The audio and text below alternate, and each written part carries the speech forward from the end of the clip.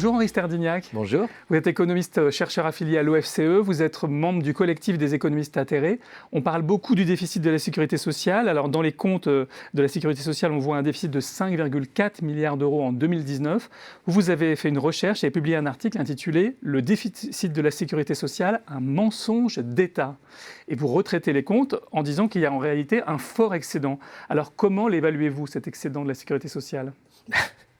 Je ne fais pas d'évaluation personnelle. Le 11,7 milliards, c'est en réalité le chiffre officiel, celui qui figure dans les comptes nationaux, celui qui figure dans le projet de loi de finances 2020 pour l'ensemble de la sécurité sociale. Le problème, c'est que le gouvernement impose à la sécurité sociale de rembourser la dette.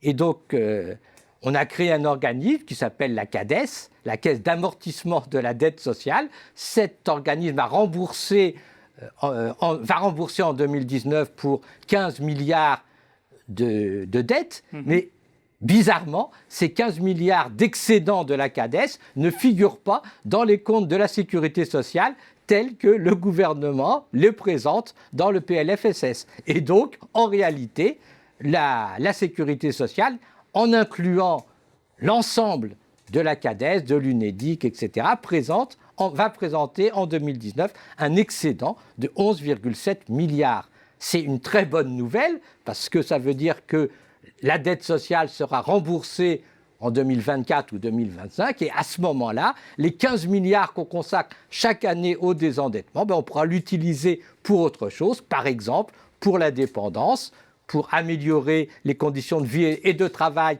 dans les maisons de retraite. Donc, il y a une marge, et d'autre part, tout le discours qu'on a entendu le mois dernier sur le trou de la Sécu, il est complètement hors sujet, il faut le répéter, la Sécu a un excédent voisin de 12 milliards d'euros. Alors, elle a un excédent voisin qui émergera à partir de 2024. D'ici là, est-ce qu'il est illégitime que ce soit elle qui rembourse les dettes sociales qu'elle a contractées elle-même ?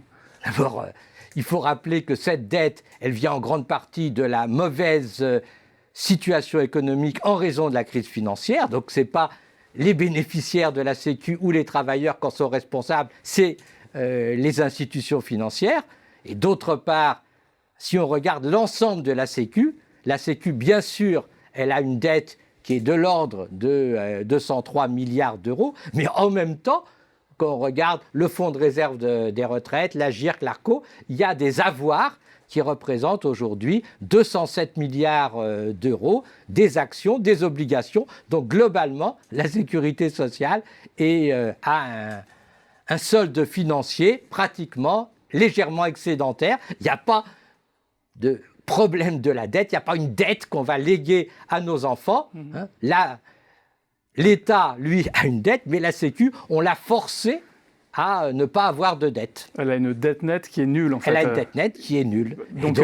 Et donc, effectivement, ce n'est pas la peine de dramatiser la situation. Il n'y a pas de trou et il y a une dette nette qui est nulle. Est-ce à dire qu'on dramatise pour justifier des réformes d'économie ? C'est un peu ça que finalement vous en concluez ?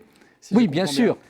D'abord, il faut savoir qu'aujourd'hui, les caisses ne sont pas autonomes. Et donc, en automne, les cabinets du ministre de l'économie, du ministre des Affaires sociales, ils arrangent les comptes pour faire apparaître le déficit, soit au niveau de la Sécu, soit au niveau de l'État. Et puis, dans chaque régime, on choisit où on le fait apparaître. Alors, le problème, c'est que cette manœuvre ne fait jamais apparaître d'excédent, parce que s'il y avait un excédent, évidemment, on serait tenté d'augmenter les allocations. Et donc, en permanence, les caisses ont soit un déficit, soit un très très léger excédent. Et s'il y a trop d'excédents, on chipe l'argent. Par exemple, les familles, normalement, la branche famille a un excédent tendanciel puisqu'on n'augmente pas les allocations familiales comme les salaires. Périodiquement, on chipe de l'argent à la famille pour le mettre à la retraite. Et donc, il ne faut pas s'affoler. Merci beaucoup, Henri Sterdignac, d'être venu nous présenter les résultats de votre papier, le déficit de la sécurité sociale, un mensonge d'État, sur le plateau de Xerfi Canal.